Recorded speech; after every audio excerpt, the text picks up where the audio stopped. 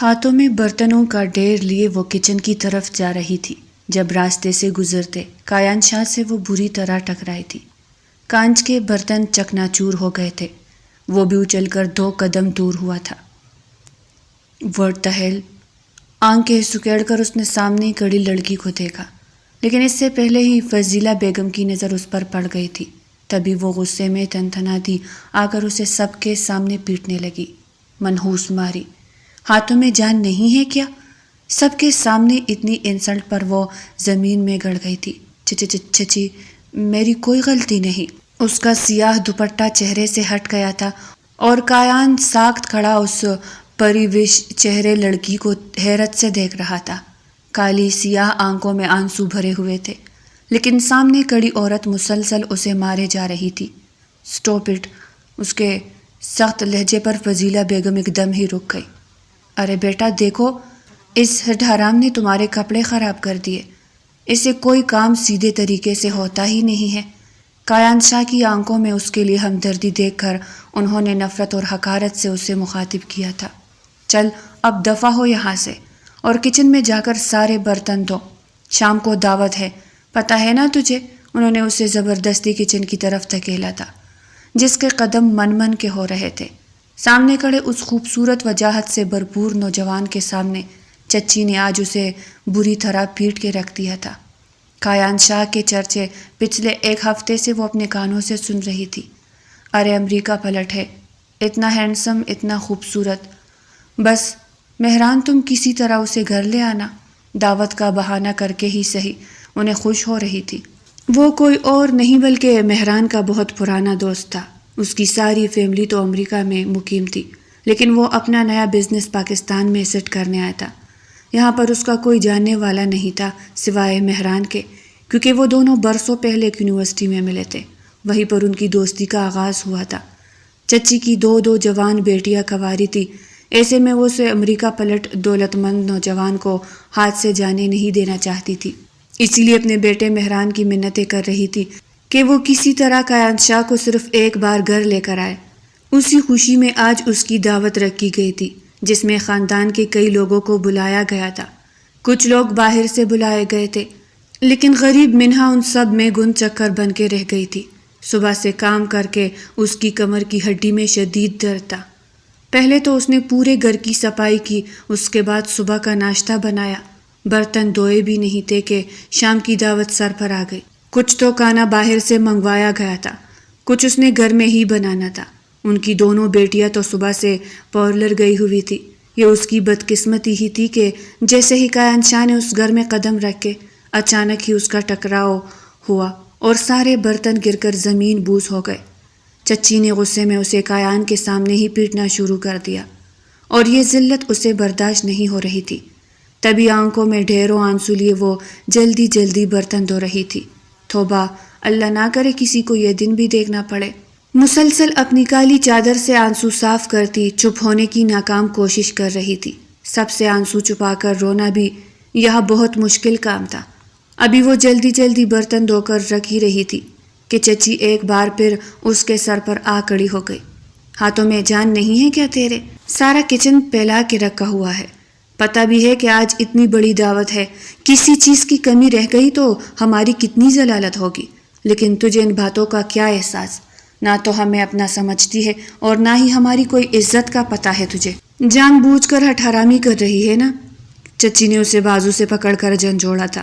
وہ خاموش رہی، پھر اس کی روتی ہوئی آنکھوں کو دیکھ کر وہ طنزی انداز میں مسکرائی تھی۔ "اچھا، جان بوجھ کر یہ آنسو بہائے جا رہے ہیں کہ کیا پتہ کایان ان آنسوؤں کو دیکھ کر تجھ سے ہی نکاح پڑھا لے." انہوں نے جان بوجھ کر ایک گھٹیا الزام اس کی ذات پر لگایا تھا۔ ابھی بھی اس نے اپنے لب خاموش رکھے تھے، اسے جواب دینے کی عادت نہ رہی تھی۔ جانتی تھی کہ جواب دینے کا مطلب چچی کی مار یا پھر چچا کی ذلت بھری ڈانٹ۔ یہ سب سہتے سہتے اب اس کا نازک وجود تک گیا تھا، اس لیے اس نے خاموشی کو ترجیح دے رکھی تھی۔ "چل جلدی ہاتھ چلا، وقت سے پہلے مجھے سارا کام مکمل چاہیے۔ انہیں حکم دینے کی عادت تھی اور منہا کو سننے کی، اس لیے وہ کچن سے گئی تو وہ جلدی ساری صفائی مکمل کرنے لگی۔ جیسے ہی کچن سے باہر آئی تو سامنے زینی سے اترتے مہران بھائی کے ساتھ آتے کایان کو دیکھ کر وہ جلدی سے دوبارہ کچن میں گھس گئی تھی، لیکن کایان نے اس کا پلٹنا نوٹس کر لیا تھا۔ وہ اس انوکھی سی لڑکی کو دیکھ کر حیران تھا، اس لیے مہران سے پوچھے بنا نہ رہ سکا۔ یہ کون ہے؟ ارے یہ تو ہماری ملازمہ ہے۔ اس کی حالت ہی ایسی ہو رہی تھی۔ اگر مہران اسے سچ بتا دیتا کہ یہ ان کی کزن ہے، بڑے تایا جان کی سگی اولاد، تو اس بات پر یقین کرنے کو تیار ہی نہیں ہوتا۔ اوپر سے جو فضیلہ بیگم کا اس کے ساتھ رویہ تھا، وہ دیکھ کر کوئی بھی یہی سمجھتا تھا کہ شاید یہ اس گھر کی نوکرانی ہے۔ ابھی بھی مہران نے اسے جھوٹ بولا تھا تو اس نے اس بات میں سر ہلا دیا، لیکن وہ دل میں سوچ رہا تھا کوئی میڈ اتنی بھی خوبصورت ہو سکتی ہے کیا؟ اس لڑکی کی خوبصورتی بڑی انوکھی تھی۔ جب وہ اسے بری طرح ٹکرائی تھی، اس کے چہرے کی رنگت زرد پڑ گئی اور پلکیں جو بہت ہی گھنی اور خوبصورت تھی ایسے اوپر نیچے ہونے لگی۔ آج سے پہلے کایان شاہ نے ایسا منظر نہیں دیکھا تھا۔ نہ جانے کہ وہ اس لڑکی کو دیکھ کر اس کا دل دھڑکا تھا۔ دل چاہ رہا تھا کہ بار بار اس کی لرزتی پلکوں کو دیکھتا رہے اور اس کی کالی سیاہ آنکھوں کو جس میں شفاف پانی جیسے آنسو بھرے ہوئے تھے۔ ایسا لگ رہا تھا جیسے کوئی موتی چمک رہی ہو۔ گھر آ کر بھی اس لڑکی کو فراموش نہیں کر پایا تھا۔ منہا احمد کی بھی کیا زندگی تھی۔ بچپن میں ہی ماں باپ کا انتقال ہو گیا۔ اس وقت وہ صرف 6 سال کی تھی۔ معصوم اور خوبصورت بچی اپنے ماں باپ کے ساتھ ایک خوشیوں بھری زندگی گزار رہی تھی، لیکن اچانک ہی اس پر قیامت ٹوٹ پڑی تھی۔ اس دن میں اسکول سے واپس آئی تو گھر میں لوگوں کا ہجوم تھا۔ گاؤں میں رہنے والے اس کے چچا اپنی فیملی سمیت اس کے گھر آ گئے تھے، لیکن سامنے 2 لاشیں تھیں۔ لوگ خوب آہ و بکا کر رہے تھے، اس کے نصیب پر ماتم کر رہے تھے۔ جو منہا 6 سال کی عمر میں یتیم ہو گئی تھی، ماں باپ دونوں ایک ایکسیڈنٹ میں فوت ہو گئے تو وہ بالکل اکیلی رہ گئی۔ لیکن کچھ دنوں بعد ہی چچا اپنے بچوں اپنی بیوی کے ساتھ اس بنگلے میں شفٹ ہو گئے تھے، کیونکہ وہ ان کے چھوٹے بھائی تھے۔ اس کے علاوہ منہا کا کوئی بھی نہیں تھا۔ شروع میں تو چچی فضیلہ کا رویہ اس کے ساتھ بہت اچھا رہا۔ جب تک لوگوں کا آنا جانا رہا، پھر انہوں نے سانپ کی طرح کینسلی بدلی تھی۔ منہا کو وہ ایسے نظروں سے دیکھتی جیسے کھا جائے گی۔ وہ شروع سے ہی ان کی نگاہوں سے گھبراتی تھی۔ ماں باپ کی محبت اور نرم رویہ ہی دیکھتی آئی تھی۔ اچانک ہی نفرت کا سامنا کرنا پڑا تو اس کا نازک دل ڈوب جاتا۔ چچا کے 3 بچے تھے، 2 بیٹیاں اور 1 بیٹا۔ 2 بیٹیاں زرش اور نازش، جبکہ ایک اکلوتا بیٹا مہران۔ اس کے باپ کا کیا کاروبار تھا، کتنی دولت تھی، ان کی اچانک موت کے بعد یہ سب کون سنبھالے گا؟ لیکن وہ ان چیزوں کے بارے میں نہیں جانتی تھی۔ لیکن جب شہر میں رہنے والے اس کی دور پرے کی ایک پھپھو کھول، جو اکثر بابا کی موجودگی میں بھی ان سے ملنے آتی تھی، وہ چچا کے پاس آئی تھی تو چچا نے انہیں بتایا، بھائی صاحب نے تو سارا کاروبار تباہ کر دیا۔ لو بھائی، اب ہم کہاں سے ان کا قرضہ اتاریں گے؟ لاکھوں کا قرضہ ان کے اوپر تھا، وہ سب مجھ سے مانگ رہے ہیں یہ پیسے۔ گھر میں بحث چڑھ گئی تھی۔ منہا سب سے چھپ کر اپنے کمرے میں پڑی رہتی۔ ننھی سی جان یہ اتنا بڑا صدمہ برداشت کر گئی تھی۔ اس کے چھوٹے سے ذہن نے مان لیا تھا کہ اس کے ماں باپ اب کبھی واپس نہیں آئیں گے۔ پھر چچی تھی اور اس کا ظلم ذرا ذرا سی بات پر وہ اسے روئی کی طرح دھنک کر رکھتی تھی۔ بڑی مشکل سے وہ میٹرک تک تعلیم حاصل کر پائی تھی۔ زرش اور نازش دونوں ہی اس سے بڑے تھی۔ پھر وقت تیزی سے گزرا تھا۔ اب وہ جوانی کی دہلیز پر قدم رکھ چکی تھی۔ اس کی بھی خواہش تھی کالج میں پڑھنے کی، لیکن چچی نے اسے گور کر دیکھا تھا۔ تیرا کنگلا باپ کیا دولت چھوڑ کر گیا تھا جو تیری تعلیم کا خرچہ ہم اٹھائے؟ چچی کے سامنے تو ویسے ہی نہیں بول پاتی تھی۔ ان کی کالی سیاہ بڑی بڑی ڈراؤنی آنکھیں اسے ڈرانے کے لیے کافی تھی۔ اوپر سے ناک نقشہ عجیب تھا، لیکن وہ بہت خوبصورت تھی، اتنی خوبصورت کہ چاند بھی اسے دیکھ کر شرما جائے۔ جوانی نے اس پر الگ روپ بکھیرا تھا۔ زرش اور نازش اسے دیکھ کر حسد کا شکار رہتی۔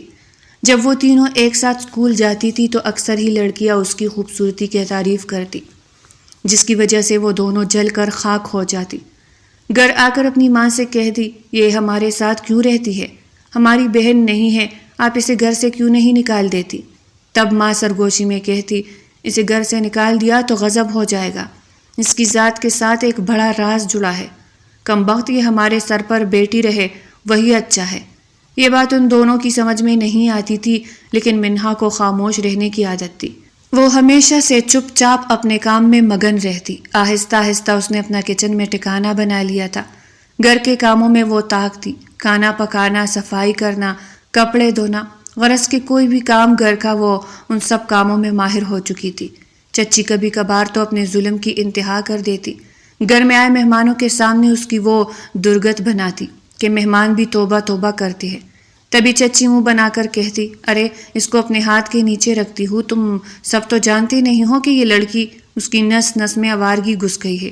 ابھی کل کی ہی بات سن لو، اوپر چھت پر گئی کپڑے سکھانے، سامنے والے بنگلے کا لڑکا ٹیرس پر کھڑا تھا، اسے آنکھ مٹکا کرنے لگ گئی۔ وہ تو میں نے دیکھ لیا ورنہ غضب ہو جاتا۔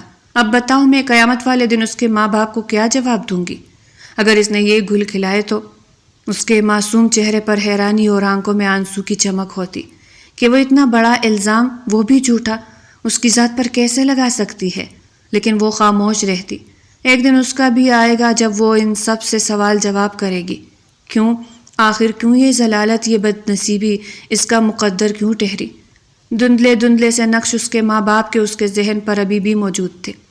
وہ اکثر رات کو لیٹ کر ان نقش کے بارے میں سوچ کر خوش ہوتی جب وہ اپنے ماں باپ کے ساتھ اس گھر میں ہنسی خوشی زندگی گزار رہی تھی۔ لیکن اچانک یہ سب کچھ بدل گیا۔ کیوں؟ آخر کیوں اس کے ساتھ ہی یہ سب کیوں ہوا؟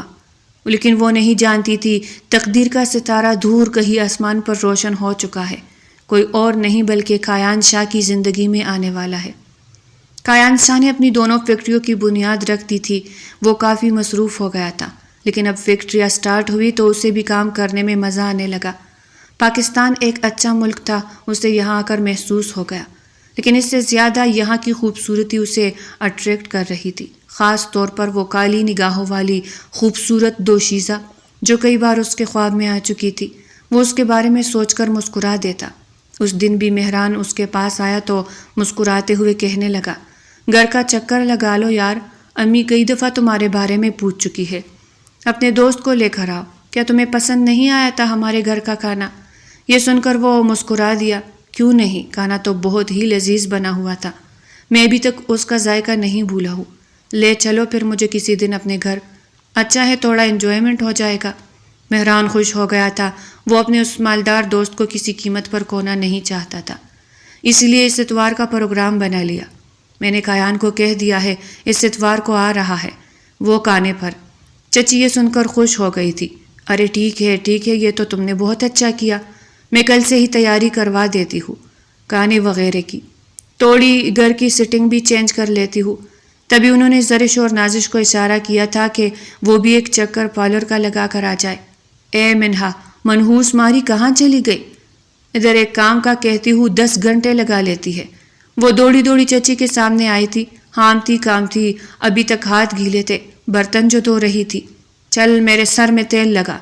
مہران نے ناگواری سے اس لڑکی کو دیکھا تھا، کپڑوں پر جگہ جگہ پیوند لگے ہوئے تھے، انتہائی بوسیدہ اور پرانے کالے رنگ کی چادر جو ہر وقت وہ اپنے اوپر لے رکھتی تھی، اس میں چہرہ چھپائے وہ وہیں پر کھڑی ہو کر چچی کے سر میں تیل لگانے لگی۔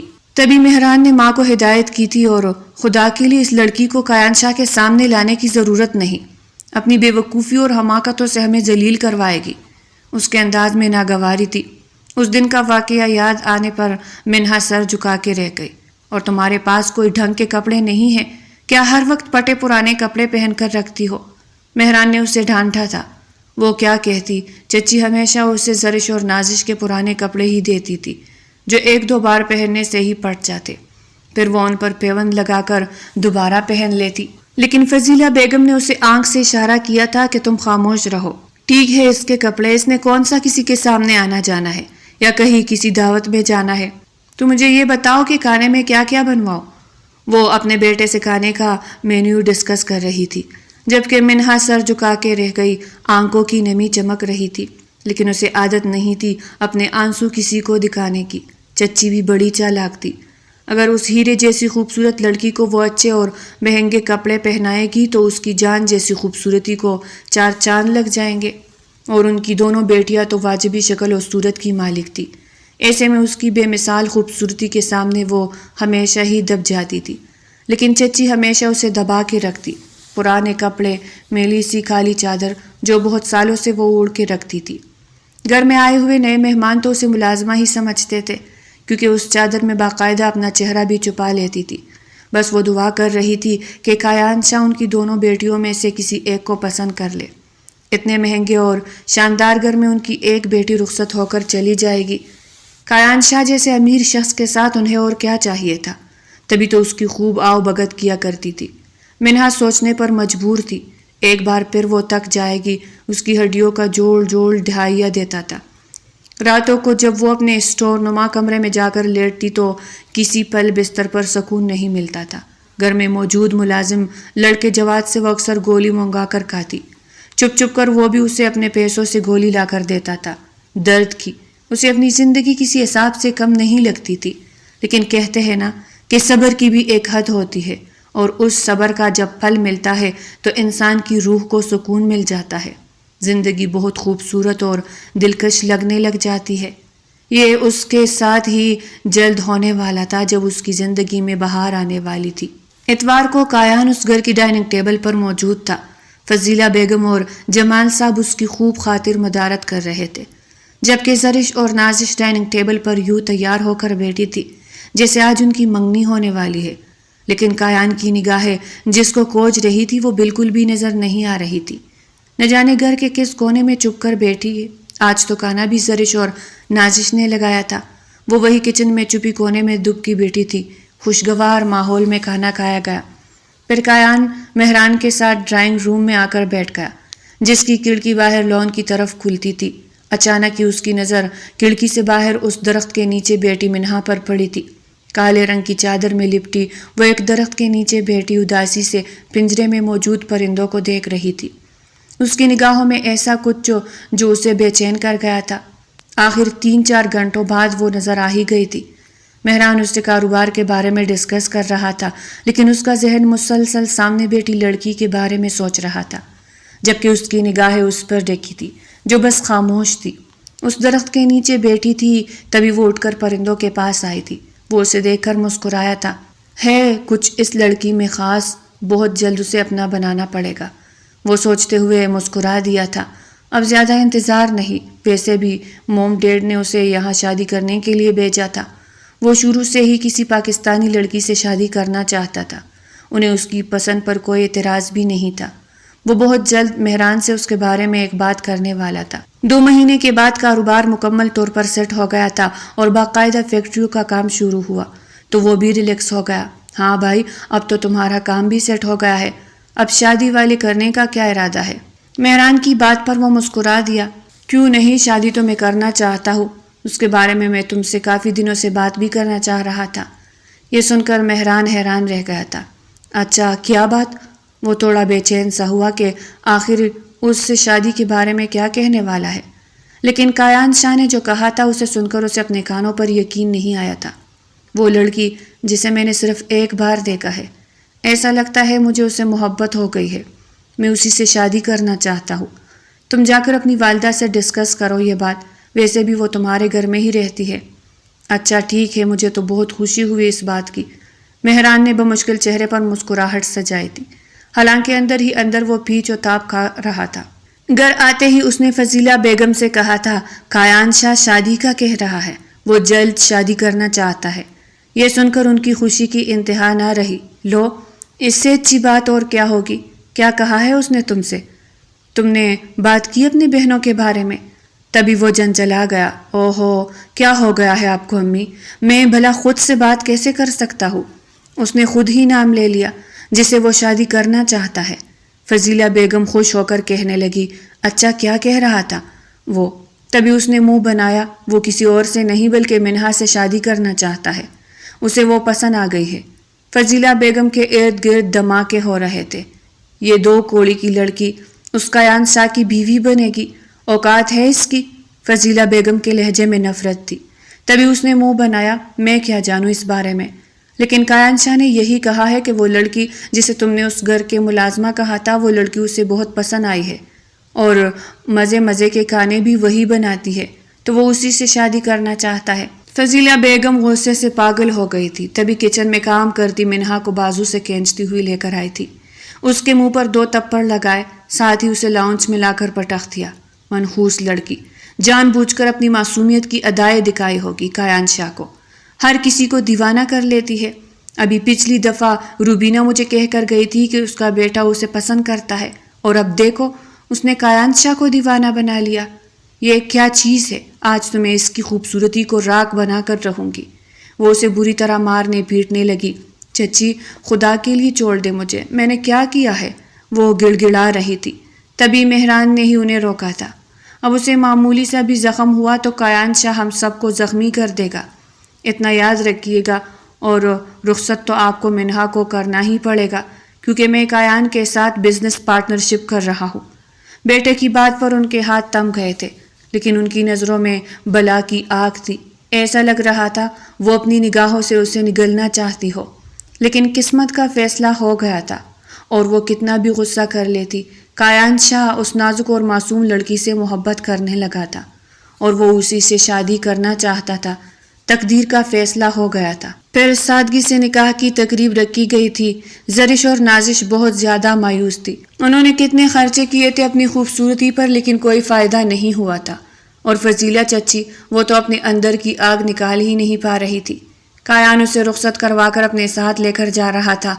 پھر فضیلہ بیگم نے ہی اسے بتایا تھا، دراصل اس کے ماں باپ ہمارے دور پرے کے رشتہ دار تھے، وہ مر گئے تو اسے ہم نے پال لیا۔ اس نے اس بات پر سر ہلا دیا تھا، لیکن وہ جب سرخ جوڑے میں ملبوس اس کے برابر میں آ کر بیٹھی۔ نکاح ہونے کے بعد تو کایان شاہ سب کی موجودگی کے باوجود اسے غور سے دیکھنے لگا، اور وہ اس کے دیکھنے پہ کانپ رہی تھی۔ وہ حیران تھی اپنے نصیب پر۔ اس نے تو بس خدا سے یہی دعا مانگی تھی کہ جلد اس کے ان سب سے جان چھوٹ جائے۔ اسے کیا معلوم تھا اتنی جلدی اچانک اس کا نکاح بھی ہو جائے گا۔ فضیلہ چچی اور باقی سب کے رویے اس کے ساتھ بہت زہر آلود تھے، لیکن وہ اتنی معصوم تھی، اسے پتہ ہی نہیں تھا کہ وہ کب کایان شاہ کے دل میں جا بسی، جس کے برابر میں اس کا شوہر بن کے بیٹھا۔ پھر جلد ہی رخصتی بھی ہو گئی، اور وہ اس کی شاندار گاڑی میں بیٹھ کر اس کے عالیشان بنگلے میں رخصت ہو کر آ گئی۔ جنگل میں کوئی ہوئی شہزادی کی طرح وہ لاؤنج میں کڑی ادھر ادھر دیکھ رہی تھی۔ اسے چھوڑ کر کایان نے نہ جانے کہاں غائب ہو گیا۔ پھر وہ خود ہی لاؤنج میں موجود صوفے پہ جا کے بیٹھ گئی۔ تکن سے حالت بری تھی، ایسا لگ رہا تھا جیسے سالوں کا بوجھ کندھوں سے اتر گیا ہو۔ اس نے اپنی آنکھیں بند کر لی تھی، لیکن اب اس کے لب مسکرا رہے تھے، اور اس کی مسکراہٹ کی وجہ کیا تھی شاید یہ کسی کو معلوم نہیں تھی۔ اب وہ پرسکون ہو کر صوفے کی پشت سے سر ٹکائے وہیں پر لیٹے لیٹے سو گئی تھی۔ اس گھر کا سکون اسے اپنی روح میں اترتا ہوا محسوس ہو رہا تھا۔ کافی دیر گزری، تب کسی نے نرمی سے اس کے چہرے پہ ہاتھ پھیرا تھا، اور اس اجنبی لمس پر چونک کے اٹھی تھی۔ سامنے موجود شخص کو دیکھ کر وہ ایک دم ہی مسکرائی، پھر شرما کر اس نے نظریں جھکا لی تھی۔ کایان شاہ نے دلچسپی سے یہ منظر دیکھا تھا، پھر مسکراتے ہوئے کہنے لگا، میں سمجھا کہ شاید آپ گہری نیند میں ہے، اس لیے میں نے آپ کو ڈسٹرب کرنا مناسب نہیں سمجھا، لیکن کھانا کھا لیجئے، کیونکہ میں نے دیکھا سب نے کھانا کھایا اور آپ نے کھانا نہیں کھایا۔ کھانا کھایا آپ کمزور ہو جائے گی۔ اس کے کان میں سرگوشی کر رہا تھا، اور وہ اس کے بعد سے شرمانے لگی، اور ایسے وہ اور بھی زیادہ خوبصورت لگ رہی تھی۔ پھر وہ دونوں ڈائننگ ٹیبل پر بیٹھ گئے، اور وہ ابھی تک دلہن کے لباس میں تھی۔ کایان اس کی خوبصورت آنکھوں کے ذریعے دل میں اتار رہا تھا، جبکہ وہ سر جھکائے کھانا کھا رہی تھی۔ آج سے پہلے اتنا لذیذ، اتنے پرسکون انداز میں کبھی کھانا نہیں کھایا تھا۔ ایسا لگ رہا تھا جیسے قسمت کی دیوی اس پہ مہربان ہو گئی ہے۔ سامنے بیٹھا شخص جسے اس نے خوب دعاؤں میں مانگا تھا، لیکن وہ یہ بات شاید نہیں جانتا تھا۔ وہ سمجھ رہا تھا کہ یہ صرف ایک طرفہ محبت تھی، لیکن کایان کو معلوم نہیں تھا کہ منہا بھی اپنی چاہتوں کی شدتوں کی عروج پر تھی۔ سامنے بیٹا یہ شخص اسے دل و جان سے زیادہ عزیز تھا، جو اب اس کا شوہر بن گیا تھا۔ آج ان کی سہاگ رات تھی، اور اس خوبصورت رات کا آغاز ہو گیا تھا۔ اب ڈریسنگ چینج کر لیجئے۔ کایان اس کے کان میں محبت سے سرگوشی کر رہا تھا، اور وہ اپنے محبوب کی محبت میں لمحہ لمحہ بھیگنے لگی۔ اپنی محبت کی آغوش میں آ کر وہ بالکل پرسکون ہو گئی تھی، جیسا اب اسے دنیا کا کوئی خوف نہ ہو۔ صبح وہ ایک بھرپور انگڑائی لے کر بیدار ہوئی تھی۔ اپنے برابر میں سوئے کایان کو دیکھ کر مسکرائی، جس کے بال پیشانی پہ بکھرے ہوئے تھے۔ یہ شخص بہت خوبصورت تھا، جو اب اس کا نصیب بن چکا تھا۔ وہ مسکراتی گنگناتی واش روم میں چلی گئی۔ نہا دھو کر کپڑے تبدیل کر کے الماری اس کے کپڑوں سے بھری ہوئی تھی۔ ضرورت کی ہر چیز اس کمرے میں موجود تھی۔ پھر وہ پورے دل سے تیار ہوئی۔ اس کی خوبصورتی کو چار چاند لگ گئے تھے۔ اب وہ سچ میں مسز کایان شاہ لگ رہی تھی، لیکن آئینے میں اپنے آپ کو دیکھ کر وہ زیر لب مسکرائی تھی۔ یہ سب پانا اتنا آسان بھی نہیں تھا۔ سچ کہتے ہیں کچھ پانے کے لیے تھوڑی بہت کوششیں تو کرنی ہی پڑتی ہے۔ وہ بڑے ناز سے مسکرائی تھی۔ وہ کب تک اپنے نصیب پر رونا روتی، آخر کبھی تو اسے خود ہمت دکھانی تھی، اور یہ ہمت اس نے اپنے اندر پیدا کی تھی۔ کایان اس کا نصیب کا ساتھی ایسے ہی تو نہیں بنا تھا، اس نے بھی تھوڑی بہت کوششیں کی تھی۔ اگر وہ اس کے ارادے اور اس کی نیت پہچان لیتا تو شاید کبھی یقین نہ کرتا۔ وہ مسکراتی ہوئی کمرے سے باہر آ گئی تھی۔ یہاں وہاں گھومتی وہ خود کو محسوس کروا رہی تھی کہ وہ اب اس بنگلے کی مالکن ہے۔ اس شاندار محل کی اکلوتی رانی۔ یہاں اسے کوئی نکالنے والا نہیں، کوئی مارنے پیٹنے والا نہیں، اور نہ ہی کوئی گورنے والا ہے۔ یہاں صرف دو محبت بھری نگاہیں اسے دیکھے گی کہ یہ سوچ اسے مسکرانے پر مجبور کر گئی۔ کبھی سامنے سے ملازمہ کچن سے نکل کر آئی تھی۔ السلام علیکم صاحبہ۔ وہ نسرین تھی، اس بنگلے میں کام کرنے والی ملازمہ جیسے کایان شاہ نے 2 ماہ پہلے ہی نوکری پہ رکھا تھا۔ بیگم صاحبہ آپ کے لیے ناشتے میں کیا بناؤ؟ وہ مسکرا کر نسرین سے کہنے لگی۔ آپ کے صاحب جی کیا لیتے ہیں ناشتے میں؟ نسرین اسے صاحب کی پسند بتا رہی تھی۔ چلو ٹھیک ہے، مل کر ناشتہ بناتے ہیں۔ کایان کے اٹھنے سے پہلے ہی اس نے سارا ناشتہ تیار کر کے ٹیبل پہ رکھا دیا تھا۔ پھر وہ مسکراتی ہوئی کمرے میں چلی آئی جہاں وہ بیدار ہو کر شاور بھی لے چکا تھا۔ منہا کے اندر یہ تبدیلی دیکھ کر وہ حیران تھا۔ کہاں وہ اسے ایک دبو کمزور نہ بولنے والی لڑکی سمجھ رہا تھا، لیکن آج وہ پورے اعتماد سے اس کے سامنے کھڑی تھی، اور اس کا یہ انداز کایان کو بہت اچھا لگ رہا تھا۔ مہران نے اسے بتایا تھا کہ یہ لڑکی ان کے دور پڑے رشتہ دار کی بیٹی تھی جسے انہوں نے ہی پالا تھا، لیکن آج وہ کہیں سے بھی کل والی منہا نہیں لگ رہی تھی۔ ڈری سہمی، کمزور، روتی ہوئی، دوسروں کے ہاتھوں ذلیل ہوتی ہوئی، بلکہ اس کے اندر ایک اعتماد کی چمک تھی۔ اس نے منہا کا ہاتھ تھاما، پھر اس کی پشت کو اپنے لبوں سے چو لیا۔ بہت اچھی لگ رہی ہو۔ کایان کی مسکراہٹ بہت خوبصورت تھی۔ منہا نے نظریں جھکا لی، پھر وہ دونوں ناشتہ کرنے ٹیبل پر آ گئے تھے۔ کیا خیال ہے مسز، آج ہم کہیں باہر گھومنے چلتے ہیں؟ ایک رات میں ہی نہ جانے کیا جادو ہوا تھا، وہ دونوں دل سے ایک دوسرے کے قریب آ گئے تھے۔ منہا اس کے قریب ہی بیٹھی تھی۔ میں تو تمہیں بہت کمزور ڈرپوک سی لڑکی سمجھتا تھا، لیکن آج تو تمہیں یوں کانفیڈنس سے بیٹھا دیکھ کر مجھے بہت اچھا لگ رہا ہے۔ کایان اس کی تعریف کے بنا نہ رہ سکا تھا۔ وہ ایک دم ہی کلکلا کے زور سے ہنسی تھی۔ ویسے آپ نے میرے بارے میں ٹھیک اندازہ لگایا ہے۔ میں سچ میں بہت کمزور اور ڈرپوک سی لڑکی تھی، لیکن جب دنیا کی حقیقت سامنے آتی ہے تو یا وہ ہولناک سچائی انسان کو کمزور بنا دیتی ہے یا پھر مضبوط۔ لیکن جب مجھے اپنی ہی نادانی اور کمزوریوں کا پتہ چلا تو میں مزید کمزور ہونے کے بجائے بہت مضبوط ہو گئے۔ اس کا یہ جواب سن کر وہ حیران رہ گیا تھا، لیکن اسے سامنے بیٹھی یہ لڑکی دل و جان سے زیادہ عزیز تھی، اور اس کی ہر ادا بہت پیاری۔ پھر شام کو وہ دونوں باہر کھانا کھانے چلے گئے تھے۔ زندگی ایک دم ہی منہا کے لیے بہت خوبصورت ہو گئی تھی۔ رات کو کایان شاہ کی سو جانے کے بعد وہ زیر لب مسکرا رہی تھی۔ تمہیں حاصل کرنا مشکل ضرور، لیکن ناممکن نہیں تھا۔ وہ اس کے خوبصورت چہرے کو غور سے دیکھ رہی تھی۔ اگر اس دن کنول اسے زندگی کی سچائی نہ بتاتی اور یہ نہ سمجھاتی کہ وہ مالکن ہو کے غلاموں والی زندگی کیوں گزار رہی ہے، تو شاید کبھی اس کنویں سے باہر نہ نکلتی جہاں سانس لینے میں بھی دشواری تھی۔ ہر لمحہ پٹنے کا خوف، ذات کی تحقیر، کیا کچھ نہیں برداشت کیا تھا اس نے آنکھیں بند کر کے اپنے ماضی یاد کیا، منحوس ماری، جلدی جلدی ہاتھ چلا۔ تیرے ماں باپ خود تو مر گئے لیکن تجھے چھوڑ گئے۔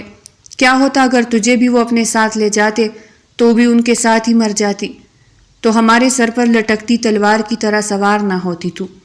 آج سے ہی نہیں، بچپن سے ہی اسے چچی کی زہریلی باتیں سننے کی عادت تھی۔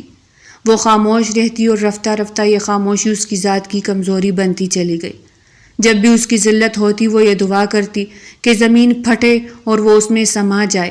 زندگی اس کے لیے ایک بوجھ بن گئی تھی۔ راتوں کو اکیلے لیٹ کر رونا، اپنے تکن زدہ وجود کو نئے سرے سے دوسری صبح کام کے لیے تیار کرنا، بس یہی اس کی زندگی کا مقصد بن گیا تھا۔ پھر اس دن کنول پپو تو اس سے ملنے چلی آئی، اور اتفاق تھا کہ چچی، چچا اور پوری فیملی کسی دعوت پر گئے ہوئے تھے۔ وہ انہیں دیکھ کر گھبرا گئی تھی۔ اب بیٹھ جائے۔ وہ ہر کسی کو دیکھ کر یوں ہی گھبرا جاتی تھی، کیونکہ اعتماد نام کی کوئی چیز اس کے اندر نہیں تھی۔ کنول اس کی حالت دیکھ کر حیران رہ گئی۔ یقین نہیں آتا کہ تم احمد کی بیٹی ہو۔ وہ رئیس آدمی جو سینکڑوں لوگوں کی چپکے مدد کر دیتا تھا، پتہ بھی نہیں چلتا تھا، اور آج اس کی بیٹی کی یہ حالت دیکھ کر میرا دل خون کے آنسو رو رہا ہے۔ وہ خاموش رہی، اسے ان کی بات کی سمجھ نہیں آئی تھی۔ میں سمجھ سکتی ہوں کہ فضیلہ نے تمہاری کیا حالت کر رکھی ہے۔ تمہارے یہ بوسیدہ کپڑے، تمہارے چہرے کی زرد رنگت، یہ سب مجھے بتا رہی ہے کہ انہوں نے تمہیں ایک غلام بنا کے رکھا ہوا ہے اس گھر میں۔ لیکن منہا، یاد رکھو، تم غلام نہیں بلکہ مالکن ہو اس گھر کی۔ اس نے چونک کر پپو کی طرف دیکھا تھا۔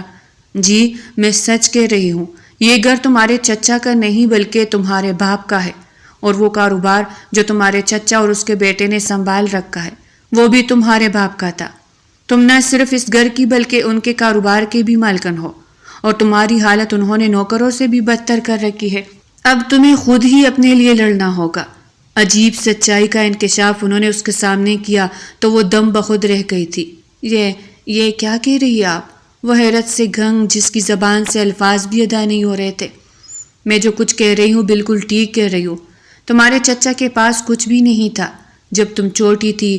جب تمہارے ماں باپ کا انتقال ہوا تو اس وقت میں تمہیں یہ ساری باتیں نہیں سمجھا سکتی تھی، لیکن جیسے ہی تمہارے ماں باپ کا انتقال ہوا، تمہارے چچا اپنی پوری فیملی کو لے کر اس گھر میں شفٹ ہو گئے جو تمہارا ہے، کیونکہ یہ گھر تمہارے ماں باپ کے نام پر تھا اور تمہیں اس دولت، اس گھر سے محروم رکھا گیا، نوکروں جیسی زندگی گزارنے پہ مجبور کیا گیا۔ اب تمہیں خود لڑنا ہوگا اپنے حق کے لیے۔ کنول پپو نے عجیب انکشاف کر کے اسے سمجھا دیا تھا۔ اس نے قرب سے آنکھیں بند کر لی تھی۔ ہمیشہ سے وہ سمجھتی آئی تھی کہ چچا نے اسے پال کر بہت بڑا احسان کیا ہے اس پر، لیکن وہ نہیں جانتی تھی کہ وہ سب، جس دولت، جس گھر پر عیاشی کر رہے ہیں، جس کے مالک بن کر بیٹھے ہیں، وہ کسی اور کا نہیں بلکہ اس کا ہی تھا۔ وہ سب کچھ اس کے نام پر تھا، کیونکہ یہ گھر اور دونوں فیکٹریاں اس کے باپ کے نام پر تھی۔ اسے اپنی اس کورزدہ زندگی سے نفرت ہو گئی تھی۔ وہ بے جان مجسمے کی طرح پوری زندگی نہیں گزار سکتی تھی، تبھی دن رات سوچوں میں مبتلا رہنے لگی۔ اس دن بھی وہ پریشان سی، نہ جانے کیا کیا سوچ رہی تھی، جب اسے سالن جل گیا۔ چچی نے پھر سے اس پر ہاتھ اٹھایا تھا اور وہ پوری رات روتی رہی، لیکن اس گھر میں اس کے آنسوں کی کسی کو پرواہ نہیں تھی۔ اسے احساس ہو گیا تھا اسے اپنے حق کی لڑائی خود ہی لڑنی ہوگی۔ اگلے دن خوب شور ہو رہا تھا گھر میں۔ پتہ چلا کہ مہران بھائی کا کوئی دوست ہے، بہت امیر کبیر رئیس، امریکہ پلٹ، جو اس گھر میں تشریف لا رہا ہے۔ اس کی دعوت کی تیاریاں کی جا رہی ہے۔ چچی نے اسے پہلے ہی کھری سنا دی تھی۔ ساری تیاریاں بہت اچھے سے کرنی ہے، گھر کی صفائی کرو اور کچن کا سارا کام وقت سے پہلے سمیٹ دینا، اور ہاں، تمہیں کسی کے سامنے آنے کی ضرورت نہیں۔ وہ ہمیشہ سے ہی اس کی خوبصورتی سے خائف رہی تھی، بھلے جتنے ہی پرانے کپڑے پہن لیتی، جتنا ہی خراب خلیہ ہوتا، لیکن لگتی بہت خوبصورت تھی۔ اس کی سادگی میں بھی حسن تھا، لیکن اچانک ہی اس کے ذہن میں ایک بات آئی تھی اور اس نے اسی پر عمل کرنے کا سوچا۔ کایان شاہ اس کے برابر میں سو رہا تھا اور وہ مسلسل اس دن کے بارے میں سوچ رہی تھی۔ اس دن برتنوں کا ڈھیر لے کر وہ جان بوجھ کر اس سے ٹکرائی تھی۔ بھلے ہی اس نے پرانے کپڑے پہن رکھے تھے، لیکن چادر اس کی صاف ستھری تھی، کالی چادر میں دمکتا ہوا چہرہ، جسے دیکھ کر وہ چونک گیا تھا۔ وہ بس اس انسان کو ایک بار حاصل کرنا چاہتی تھی جس کے پاس نہ صرف ایک رتبہ تھا، خوبصورت شکل تھی، بلکہ اتنی حیثیت بھی تھی کہ وہ چچا چاچی کے مقابلے میں کھڑی ہو سکتی تھی اور ان سے اپنا حق آسانی سے مانگ سکتی تھی، جو پچھلے کئی سالوں سے دبا کر بیٹھے ہوئے تھے۔ بھلے ہی یہ اس کی بیکار سی کوششیں تھی، لیکن اسے اپنے رب کی ذات پر پورا یقین تھا کہ وہ اس کے لیے آسانی کے راستے ضرور بنائے گا، اور وہ سوچ بھی نہیں سکتی تھی کہ میں اس 3 مہینے کے اندر وہ کایان شاہ کی دلہن بن کر اس کے گھر میں موجود ہوگی۔ اب بس اسے یہ ساری باتیں اپنے شوہر کو بتانی تھی، اور وہ اس وقت کا انتظار کر رہی تھی جب ان دونوں کے درمیان اتنی بے تکلفی ہو جاتی کہ وہ دونوں آپس میں ہر بات شیئر کر لیتے۔ اس نے سوئے ہوئے کایان کے چہرے پہ ہاتھ پھیرا تھا، جس سے وہ اپنے آپ سے بھی زیادہ محبت کرنے لگی تھی۔ فاصلے تو پہلے دن ہی ختم ہو گئے تھے، لیکن اب تو وہ دونوں ایک دوسرے کے بغیر 1 منٹ بھی نہیں رہتے۔ اس کا کانفیڈنس، مسکراتا ہوا چہرہ دیکھ کر وہ حیران ہوتا۔ یقین نہیں آتا کہ تم وہی لڑکی ہو۔ یقین کرو، وہاں پر کام کاج کرتے ہوئے دیکھتا ہے کہ تم کسی ملازمہ کی حیثیت سے ادھر ادھر پھر رہی ہوتی تھی، لیکن تم ہو بہت خوبصورت، کسی کی نگاہیں بھی تم پر جم سکتی ہے۔ کایان اس کی تعریف کرتا تو وہ مسکرا دیتی۔ میں ملازمہ نہیں بلکہ مالکن ہوں اس گھر کی۔ یہ سن کر وہ چونک گیا تھا۔ کیا مطلب؟ کیا تم کوئی مذاق کر رہی ہو؟ منہا کی آنکھیں نم ہو گئی تھی۔ یہ کوئی مذاق نہیں ہے کایان، یہی حقیقت ہے۔ وہ بنگلہ میرے بھابا کا تھا، اور وہ بزنس جو مہران بھائی اور چچا پچھلے کئی سالوں سے سنبھالے ہوئے ہے، وہ بھی سب میرے بھابا کا تھا۔ میں اس وقت 6 سال کی تھی جب ان کا انتقال ہوا۔ مما بھی ان کے ساتھ ہی تھی۔ وہ مجھے اس بھری دنیا میں اکیلے چھوڑ کے چلے گئے تھے، لیکن میں اس وقت بہت چھوٹی تھی، کچھ نہیں جانتی تھی، اور آج مجھے آپ کی مدد کی ضرورت ہے۔ میں ان سے یہ وہ دوبارہ لینا چاہتی ہوں جس پر وہ قبضہ کر کے بیٹھے ہوئے ہے۔ اس نے کایان شاہ کو حقیقت سے روشناس کرایا تھا، اور وہ حیرت زدہ بت بن کر اس کی شکل دیکھ رہا تھا۔ کوئی اتنا ظالم کیسے ہو سکتا ہے؟ اس کی پوری کہانی سن کر کایان نے اسے اپنے سینے سے لگا لیا تھا۔ وہ بے آواز آنسوؤں سے رو رہی تھی۔ سالوں کی تکن اس پر کیا ہوا ظلم آج جیسے آنسو کے ذریعے بہہ رہا تھا۔ کایان نے اسے تسلی دی۔ کیوں پریشان ہوتی ہو؟ میں ہوں نا اب تمہارے ساتھ۔ تمہیں کسی قسم کی فکر کرنے کی کوئی ضرورت نہیں۔ اب دیکھنا اتنے سالوں میں انہوں نے تمہارے ساتھ جو سلوک کیا ہے، اس کا بدلہ میں کیسے لیتا ہوں۔ کایان کے لہجے میں مضبوطی تھی۔ منہا نے آنکھیں بند کر لی تھی۔ اسی مضبوط سہارے کی تو اسے تلاش تھی جو کایان شاہ کے روپ میں خدا نے اسے عطا کر دیا تھا۔ عدالت سے ایک نوٹس آیا تھا جسے دیکھ کر سب کے ہاتھوں کے طوطے اڑ گئے تھے۔ یہ سب کیا ہے؟ اس لڑکی کی اتنی جرت کہ وہ ہمیں عدالت کے نوٹس بھیجے۔ آخر اسے یہ راز کیسے پتا چلا کہ یہ گھر اس کا ہے، اور یہ بزنس بھی؟ چچا پریشانی سے سر پکڑے بیٹھے تھے، جبکہ فضیلہ بیگم غصے سے کانپ رہی تھی۔ مجھے تو پہلے ہی پتا تھا کہ یہ سام کی سپولن کچھ نہ کچھ تو کرے گی۔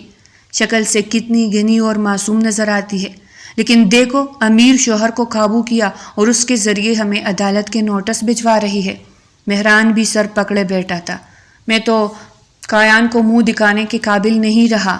منہا نے اسے ساری باتیں بتا دی ہے کہ کس طرح ہم نے پچھلے کئی سالوں سے نہ صرف اس کی دولت پر بلکہ اس کے گھر پر بھی قبضہ کر رکھا ہے، اور اسے یہاں نوکرانی بنا کے رکھا ہے ہم نے اتنے سالوں سے۔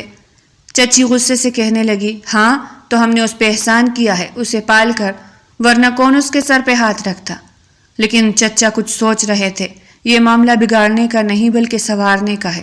مہران، تمہیں کسی طرح کایان سے بات کرو کہ وہ منہا کو سمجھائے کہ وہ عدالت کے چکر چھوڑ دے۔ وہ جو ہم سے چاہتی ہے ہم اس کی بات ماننے کو تیار ہے، ایسے ہی راضی نامہ کر لے۔ اب چچا ان کی منتیں کر رہے تھے۔ اگلے ہی دن مہران اس کے گھر چلا آیا۔ وہ جو کسی شہزادی کی شان سے لاؤنج میں بیٹھی موبائل چلا رہی تھی، آج اس کی حیثیت بدل چکی تھی۔ مسز کایان شاہ بن کر اس کے اندر بلا کی کانفیڈنس پیدا ہو گیا تھا۔ مہران اسے دیکھ کر حیران رہ گیا۔ کیوں کر رہی ہو یہ سب منہا؟ جانتی ہو نا کہ یہ بزنس امپائر ہم نے اتنے سالوں سے کھڑا کیا ہے، اور آج ویسے ہی بزنس بہت خسارے میں جا رہا ہے۔ منہا نے کٹیلی نگاہوں سے اس کی طرف دیکھا تھا۔ مت بھولے مہران بھائی کہ میں اس سارے بزنس اور اس گھر کی مالک ہوں جس میں آپ لوگ سالوں سے رہتے آ رہے ہیں، لیکن میں یہ بات کبھی نہ بول سکی، جانتے ہوئے بھی کہ اس گھر میں ایک ملازمہ کی حیثیت سے رہتی ہوں۔ حالانکہ میں تو ایک مالکن ہوں، لیکن پھر بھی میں اپنے لیے کچھ نہ کر سکی۔ لیکن آج مجھے پورا موقع ملا ہے اپنا حق وصول کرنے کا، اس لیے نہ صرف میرا گھر بلکہ میرا بزنس بھی مجھے واپس کیا جائے۔ وہ پر اعتمادی سے اسے دیکھتے ہوئے کہہ رہی تھی، جبکہ سامنے زینے سے کایان شاہ اتر کر ان دونوں کے پاس آیا تھا۔ یہ بالکل ٹھیک کہہ رہی ہے، تم سب مل کر اس کے ساتھ اتنی بڑی ناانصافی کیسے کر سکتے ہو؟ تم لوگ بہت ظالم ہو۔ کایان کے لہجے میں حقارت تھی۔ مہران گڑ گڑا کے کہنے لگا، اچھا مجھے بتاؤ تم کیا چاہتی ہو؟ ہم تمہاری ہر بات ماننے کے لیے تیار ہے۔ وہ پورے دل سے مسکرائی تھی۔ یہی تو میں چاہتی ہوں۔ میرا مطالبہ ہے کہ بزنس میں سے 50% منافع میرے اکاؤنٹ میں جمع کیا جائے، اور 50% سے آپ لوگ اپنا گھر چلا سکتے ہیں، اور دوسری طرف اس گھر کے کاغذات میرے حوالے کیا جائے، ورنہ عدالت سامنے ہے، میں اس میں جا کر انصاف طلب کروں گی۔ کایان اس کے اعتماد اور بہادری پر اش اش کر اٹھا تھا۔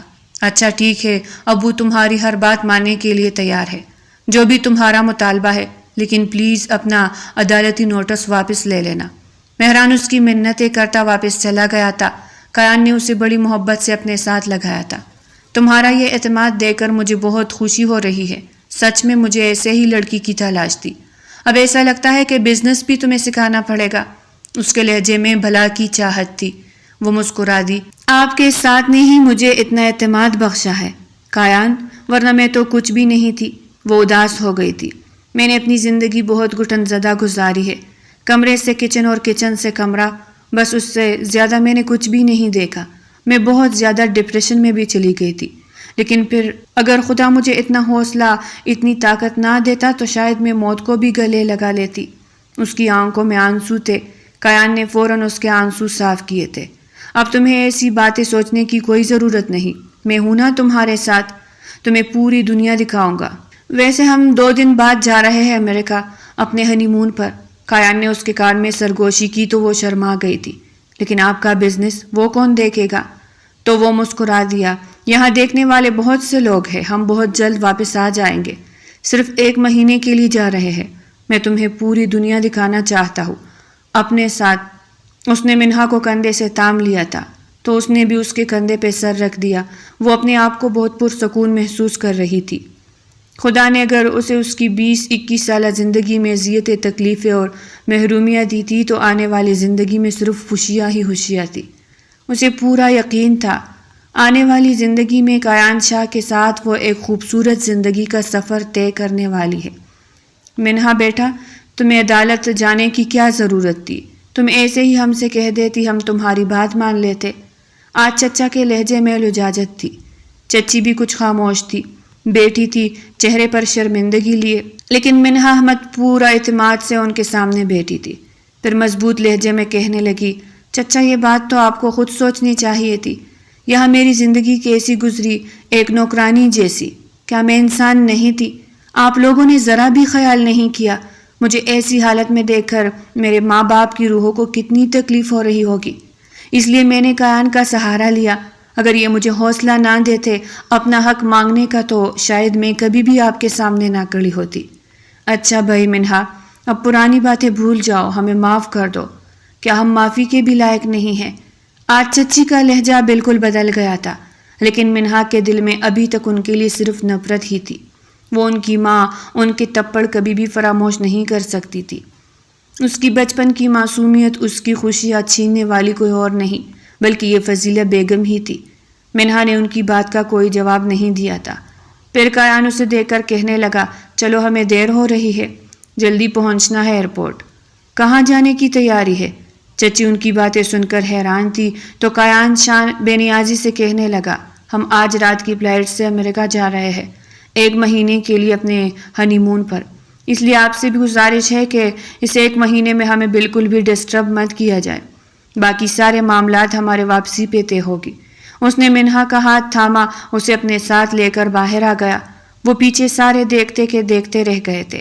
وہ منہا جسے وہ ساری زندگی ایک نوکرانی، ایک ملازمہ کی حیثیت دیتے ہوئے آئے تھے، آج وہ اپنے شوہر کے ساتھ امریکہ جا رہی تھی۔ اس کی زندگی میں صرف خوشیاں ہی خوشیاں تھی، جبکہ یہ لوگ منہ لٹکائے کھڑے تھے، کیونکہ آنے والی زندگی ان کے لیے آزمائشوں سے بھری ہوئی تھی۔ سچ کہتے ہیں، غلط کرنے والے کسی کا حق کھانے والے بھلے کتنے ہی سال عیش و عشرت کی زندگی گزارے، لیکن آخر میں ان کا مقدر صرف ضلالت اور بد نصیبی بن جاتا ہے۔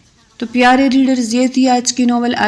اگر آپ کو پسند آئی ہو تو لائک کریں اور چینل کو سبسکرائب کریں۔ پھر ملتے ہیں ایک نئی ناول کے ساتھ، تب تک کے لیے ہمیں اجازت دیجیے گا۔ اللہ نگہبان۔